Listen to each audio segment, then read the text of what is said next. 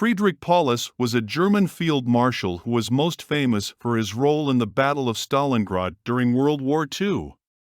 He was born in 1890 in the city of Göxingen, Germany, and joined the German military in 1910. During the First World War, Paulus served as a staff officer and was highly regarded for his intelligence and organizational skills. After the war, he remained in the military and rose through the ranks, eventually becoming a general. In 1942, Paulus was given command of the German Sixth Army in the Soviet Union and was tasked with capturing the city of Stalingrad. Despite being heavily outnumbered, Paulus and his troops were initially successful in their campaign. However, the tide of the battle turned against the Germans and Paulus was eventually surrounded and captured by the Soviet Union. In this video, you will learn how the fate of Friedrich Paulus turned out after being captured and why he managed to avoid the death penalty. And before you continue watching, please like and subscribe to my channel. After the capture of Friedrich Paulus, it turned out he had a terrible disease, rectal cancer. The German field marshal was taken incognito to the hospital. He was assigned a diet: soups, vegetable and red caviar, smoked sausage, cutlets, fruits. The field marshal ate reluctantly. In addition, his right arm was broken, which was clearly perceived by the hospital staff. The unnamed patient was tortured. In Germany, they were sure of the death of the field marshal. There was even a symbolic funeral for Paulus, at which Hitler personally laid on an empty coffin a field marshal's baton with diamonds that had not been handed to the ex-commander. The decision to abandon Nazi ideas began to appear in Friedrich Paulus after the assassination attempt on Hitler. The participants of the conspiracy were brutally dealt with.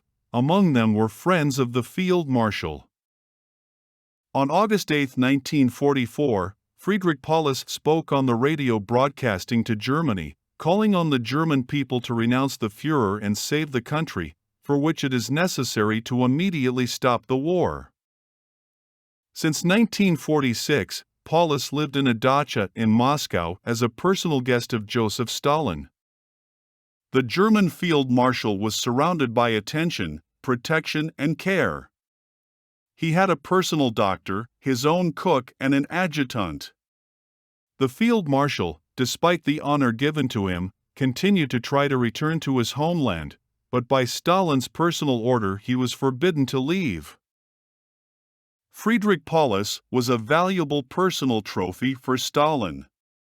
In addition, it was not safe to let the field marshal go for himself. In Germany, the attitude towards him was unfriendly, and Paulus' death could seriously damage the reputation of the USSR. In 1947, the German field marshal was treated for 2 months in a sanatorium in the Crimea, but he was forbidden to visit his wife's grave and communicate with his children. Friedrich Paulus was also one of the main prosecution witnesses at the Nuremberg trials. When Paulus entered the courtroom as a witness, the defendants sitting in the dock had to be calmed down. Participation in the Nuremberg trials on the side of the Allies, in fact, saved the field marshal from prison. Most of the German generals, despite their cooperation during the war, were still sentenced to 25 years. Friedrich Paulus, by the way, might not have reached the courtroom. On the way to Germany, an attempt was made on him, but the timely work of counterintelligence helped to avoid the loss of such an important witness. On October 23, 1953, after Stalin's death, Paulus left Moscow. Before leaving, he made a statement: "I came to you as an enemy, but I'm leaving as a friend." The field marshal settled in the Dresden suburb of Oberlauswitz. He was provided with a villa, staff, and security. Paulus was even allowed to carry weapons. According to the archives of the Special Services of the GDR, Friedrich Paulus led a closed lifestyle. His favorite pastime was to disassemble and clean the service pistol. The Field Marshal could not sit still. He worked as the head of the Military Historical Center of Dresden and also lectured at the Higher School of the People's Police of the GDR. Practicing benevolent attitude, in an interview he criticized West Germany, praised the socialist system, was fond of saying that Russia cannot defeat anyone. Since November 1956, Paulus has not left home. Doctors diagnosed him with brain sclerosis. The Field Marshal was paralyzed in the left half of his body. On February 1, 1957, he died. If you are interested in learning more about how Friedrich Paulus was captured, write about it in the comments. I will definitely make a video on this topic.